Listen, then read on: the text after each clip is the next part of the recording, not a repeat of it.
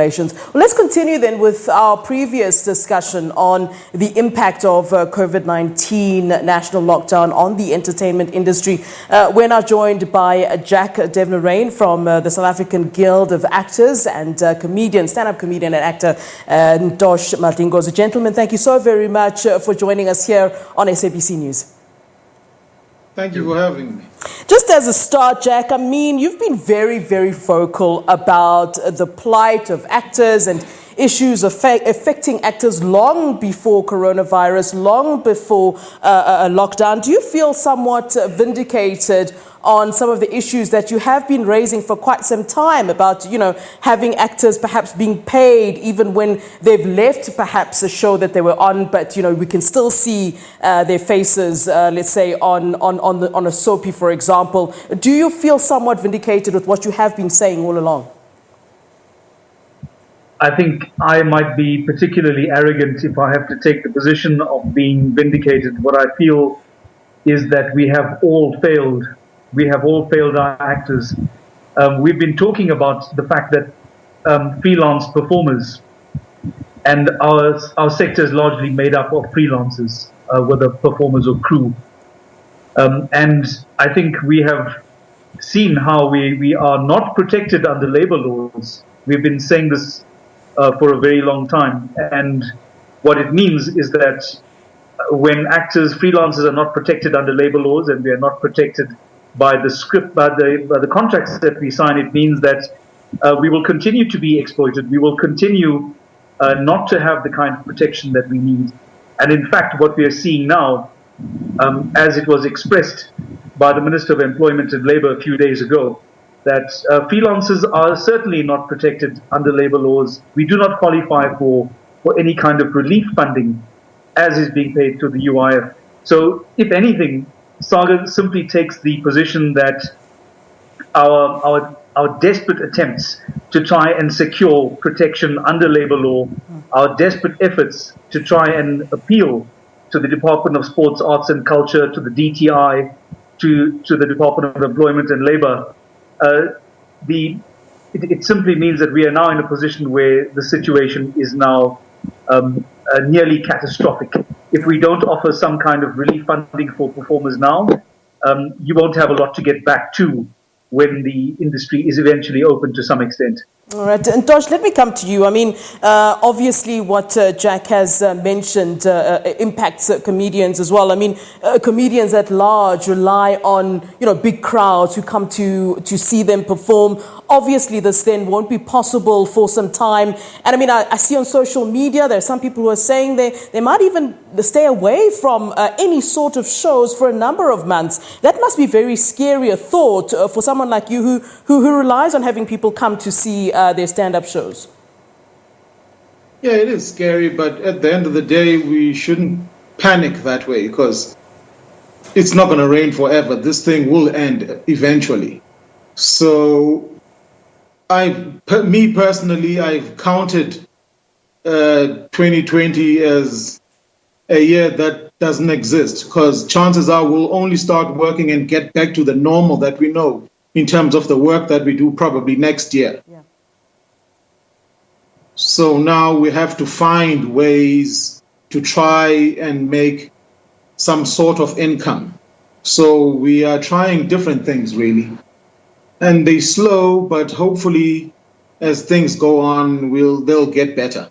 Yeah, are you and your fellow comedians perhaps looking at different ways to sort of get your shows perhaps out there without using what you would have obviously relied on in the past, which is that of crowds? And of course, crowds now, we can't have people sitting in a packed audience for some time, as I've mentioned. Are you guys looking at perhaps looking into technology? I mean, we're seeing a lot of the guys overseas kind of using, social media to kind of get things across. But of course, one then needs to ask the question that if you're putting things up on social media, how are you then getting paid for it? So what are the kind of conversations that perhaps you're having with your fellow comedians about how you go about this? And I suppose this is the time now, more than ever, that people would need something to laugh about, some comedy, some kind of comedic relief. Yeah, that's true. But the thing is, with stand-up comedy, the only way it works is a room and an audience. So now what we need to find, the ways that we need to find are, how do we take funny and use other vehicles? Because you can't do stand-up really via social media. I'm sitting here by myself and I'm telling people jokes. It doesn't really work because I need that energy. I need to feed off the people. Yeah. So what we can do is take the funny that we have and then find different vehicles to use that funny, not using stand-up. Yeah.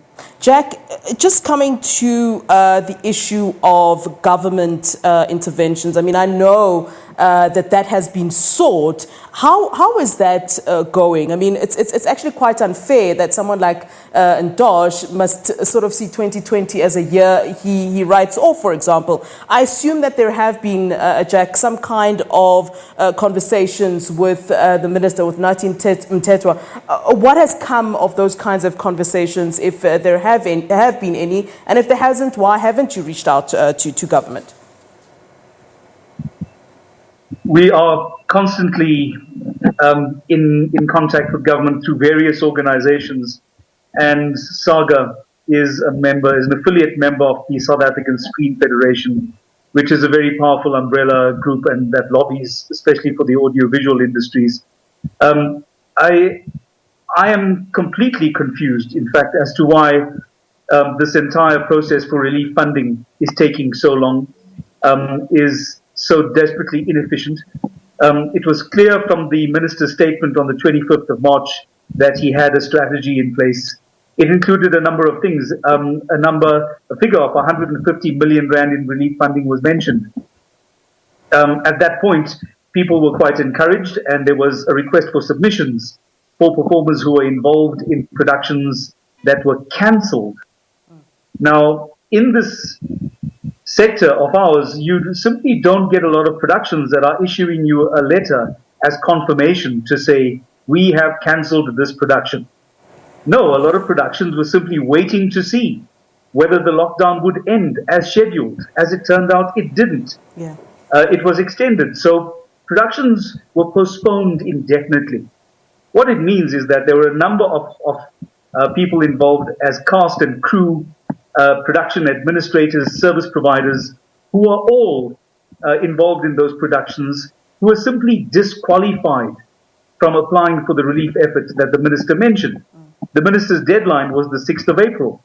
It was only on Friday, the 17th of April, that the minister then announced his adjudication panel. And we are now sitting on the 2nd of May. On the 2nd of May, we hear through an official statement by the ministry that you had over 6,000 applications. And of those 6,000 applications, 5,000 were actually meant for the relief funding, 1,000 of which have been looked at in terms of the statement, and of that, 105 were approved then for relief funding. We cannot sustain this. We are nowhere close to giving freelance actors the kind of support that they need. And we are, of course, reaching out to the department, appealing to the minister. And in fact, all we are getting is apparently some effort that some organizations have been mandated to conduct research in the sector to collect data about who might need additional funding. This is a completely unacceptable response. We don't see this making much headway. And I can see, in fact, that in the next few days, people will simply want to return to production because it's the only possibility of receiving some kind of income. Yeah. And Ntosh, let me come to you. You know, speaking of cancelled shows, you know, I was taking a look at some of your social media pictures, and I realized that you've also had to cancel some of your shows. Jack is speaking about this relief fund. Have any of the comedians tried to reach out to government for any sort of assistance in terms of this relief fund? Because it can't be sustainable, the fact that at this point you're having to cancel some of your shows. And we've heard, you know, from the Minister Ntobeko, that there would be a fund made available to sort of cushion the effects of lockdown. Have any people in your sector, in your space, any of the comedians benefited from that at all, or is the picture very similar to what Jack is speaking about? It's exactly the same thing that Jack is saying. Well, because we were told that we must submit, the end date was 6th of April, and some comedians submitted and nothing has happened ever since. So we've just been trying to find ways, because at the end of the day, as comedians, we are seekers. We seek work, right? And we create work. So what we are trying to do now is to create our own way of doing things and finding work. We can't be sitting and waiting on government, So we are trying different ways on writing our own checks again. All right, Ntosh, Jack, thank you so very much to both of you for giving me your input there. And no doubt we will seek to get some kind of response from the Minister. And indeed, it is very sad that we're having to hear these stories. Thank you very much for giving us your time, gentlemen. Thank you. All right, so that's Jack Devnarain, who is with Salka. He's an actor and MC, and Ntosh Madlingozi, who's a stand-up comedian and actor, of course, talking about the effects of COVID-19 and ultimately the lockdown on their different careers and the fact that they've not at this point received any kind of assistance. Moving on.